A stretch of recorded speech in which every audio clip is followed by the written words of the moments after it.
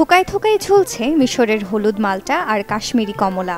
তবে এটি মিশর বা কাশ্মীর নয়, এ বাগানের মালিক মতিউর ও সবুজ।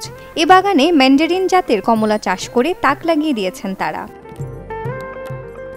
2021 সালে সাতখামার এলাকায় অন্যের জমি ভাড়া নিয়ে 500 মিশরীয় মাল্টা চারা দিয়ে মতিউর শুরু করেন বাগান। 100টি দার্জিলিং ও 50টি চায়না জাতের এই ফলের গাছে কমপক্ষে 20 কেজি কমলা ধরে।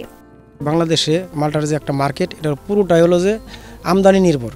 তখন থেকে সিলেক্ট করলাম যে মাল্টার একটা বাগান করা যায় কিনা। তো অনেক গবেষণার পরে হলো 2021 সালে জুলাই মাসে 13, 14, 15 তারিখে 3 দিনে এই গাছগুলো লাগানো হয় আর কি।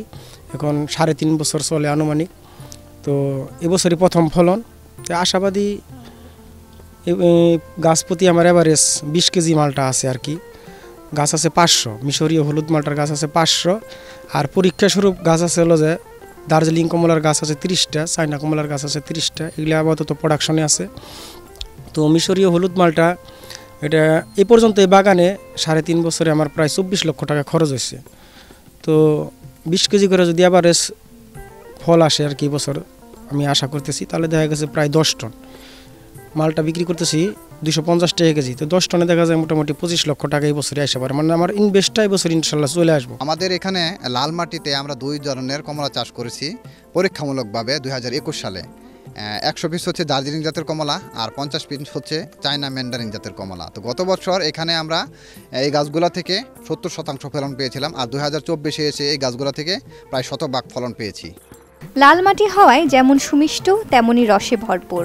তাই এতদিন বিভিন্ন এলাকা থেকে লোকজন এসে বাগান ঘুরে নিজ হাতে ছিঁড়ে ছিঁড়ে মালটা কিনে নিচ্ছেন।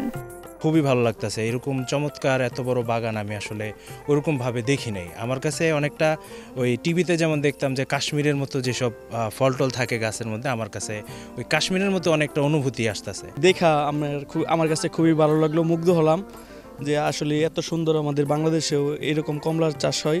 নিজ হাতে কমলা ছিঁড়া খাওয়ার মানে স্বাদটাই আলাদা আর কি। আসছি নেওয়ার জন্য, যে ফরমালিন নাই, ফরমালিন মুক্ত, তার জন্য এনে আসা। নিজে হাতে একটা করে এই যে ছিঁড়লাম, নিজে হাতে ছিঁড়ছি, এটার মজাটাই আলাদা। আমদানি নির্ভরতা কমানোর জন্য অনেক চাষিকে কমলা ও মাল্টা চাষে উৎসাহিত করা হচ্ছে। কৃষি সম্প্রসারণ অধিদপ্তরের উদ্যোগে চাষিদের দার্জিলিং জাতের কমলা ও মিশরীয় মাল্টা চাষে কীটনাশক ব্যবহারের নিয়ম শেখানো হচ্ছে।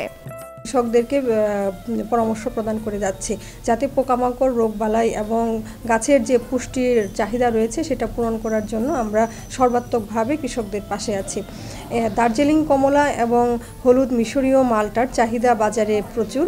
কৃষকরা এই বিষয়ে উদ্বুদ্ধ হচ্ছে যে বাজার মূল্য যেহেতু ভালো পাওয়া যাচ্ছে, সেজন্য কৃষকরা খুবই আগ্রহী এই ধরনের সাইট্রাস জাতীয় ফসল চাষের ব্যাপারে। আমরা চাই এ ধরনের উদ্যোক্তা গড়ে উঠুক এবং আমাদের আমদানি নির্ভরতা যেন কমে যায়।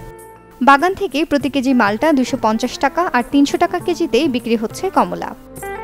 Desk report, channel 24।